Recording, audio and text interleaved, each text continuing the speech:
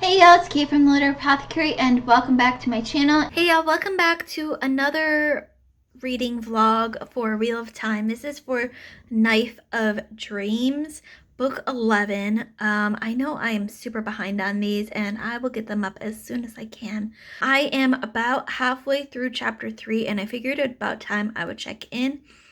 This is an interesting start to the book. We open up with the White Cloaks in Galad. Perrin still trying to find his wife. Alviarin, who has kind of infiltrated the White Tower as a spy in disguise. And Egwene, who's been dreamwalking but has been captured in this dreamwalking. Elida kidnaps the king of Ilion to demonstrate the power of the White Tower, or I should say she had him kidnapped. She didn't actually do the physical kidnapping herself, of course. And right where I'm at right now, the Forsaken are meeting in Tel'Angreal, which, whenever they all get together, it spells absolute trouble. I am really interested in this book, seeing this dark opening for this book. It sets an interesting tone for the rest of the book, so I'm interested to see if this dark tone continues for the rest. That's it for now. So here we are again. I just edited today 2 Wheel of Time vlogs that I had no idea I was so far behind on. I filmed them and I apparently completely forgot to edit them and put them up. So I've put those up for my patrons. They'll be up on the channel in a little bit. Wow. So I'm gonna try in this book to be better. I'm up through chapter 9 or 10 now. I think I have thoughts on chapter 8 so far. This chapter seems like it's going to be really important going forward. We're with Matt and Tuan, of course. Doman and Egane have actually gotten married. They're now Mr. and Mrs. Doman. Matt has these visions of Rand, and he thinks it's in the moment, like what he's seeing of Rand is happening at that moment. And I think if I remember correctly, we've heard something similar happen with Perrin and Rand. So I'm really interested to see what's that's all about, because we've had these, visions that Min has, and we know the kind of like the 3 boys are connected somehow, but I'm really interested in that. He's had more of his kind of dreams or visions of the past. We know he sees the Manetheren kind of as visions or something, and he's been having more of those lately.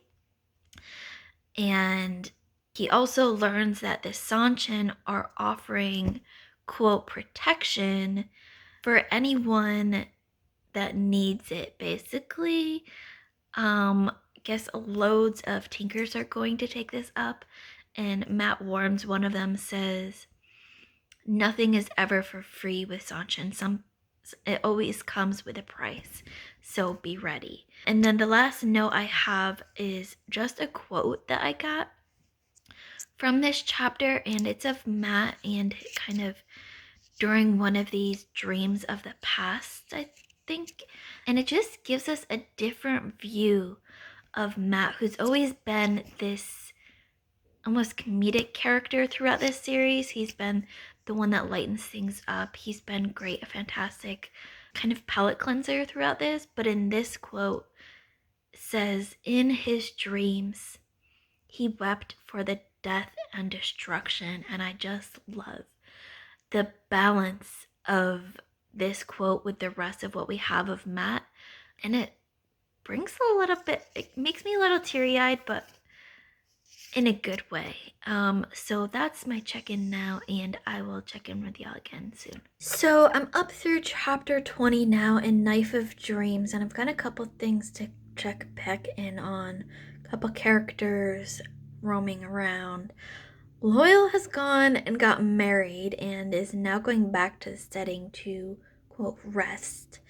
Lewis Theron used the true power, the one power, whatever it's called, I forget what it's called, to basically level out a bunch of Trollocs and Myrtle, like leveled them out. So now people gotta clean up after that. He didn't want to release the power, which is an interesting development that Rand has to really watch now. Lan is on his way to Tarmangaiden, and Nynaeve is off to basically find men that will ride with Lan. She made him swear that if anyone comes up to him and offers to ride with him, he will not turn them away. So now she's going to find those people, so he's not alone going to Tarmangaiden.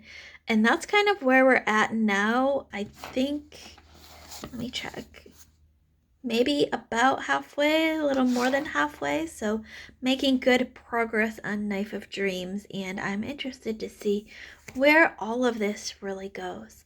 That's it for now. Up through chapter 21 now. 21. Yes.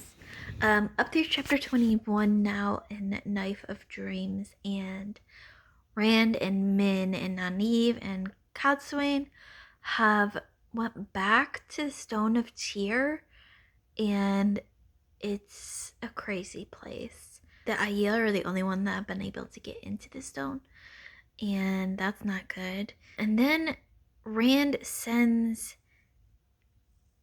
one of the, guys that were there holding it down for him off to get ready for Tarmangaden. It's interesting seeing how he's preparing for essentially this end of the world battle. We also have Lewis Theron here. He is at times sounding like a very, very crazy person inside Rand's head. And there's kind of slippage here going on. We don't know. Rand sometimes is not sure whether things are his own thoughts or if it's Lewis Theron, so that's slipping from where we started, where he was very sure of who was what. So it'll be interesting seeing this going forward as they prepare for this big battle now. Up through chapter 25 now in Knife of Dreams, and things are starting to get really interesting because Egwene is in the White Tower, essentially as a captive, but also as back as a novice, doing all the things novice do, and Elida thinks she has control, but does she really? But I think Egwene is starting to work her network in the White Tower and trying to find both who's the spies, who she can trust, and also who's, working for Elida essentially. And it's really interesting seeing Egwene work in this manner because she has to be careful because technically she's been knocked down to a novice, but she's also got her spies in there. And I'm just really enjoying seeing her work in this aspect.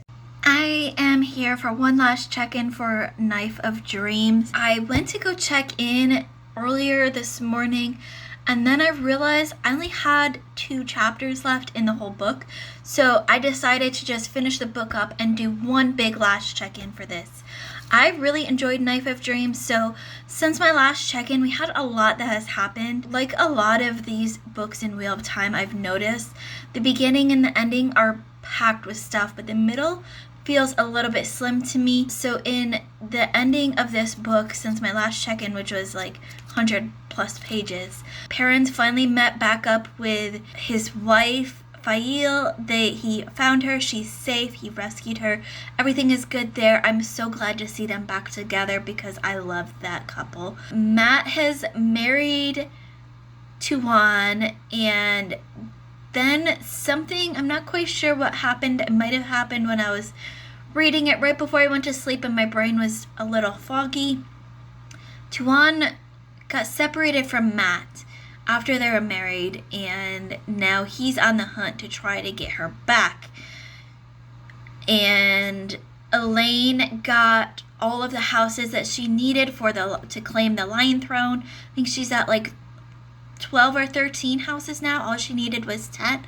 So she is set to reclaim that throne. Tuan has captured or tricked one of the Forsaken and now is basically in control of them. And yeah, that's kind of where we've left off with Knife of Dreams. This is the last book that Robert Jordan wrote, of course, before he passed away. So the last 3 books in this series are kind of in conjunction, Brandon Sanderson, with Robert Jordan's notes, and I'm really looking forward to seeing where this series goes, where this ends up, how Brandon Sanderson is going to wrap everything together, the differences between Brandon Sanderson's writing and Robert Jordan's writing. And for y'all wondering out there, I ended up giving this 4 out of 5 stars, but I enjoyed this one a lot.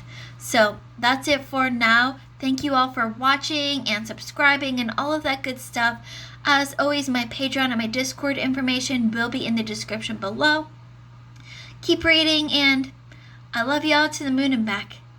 Bye.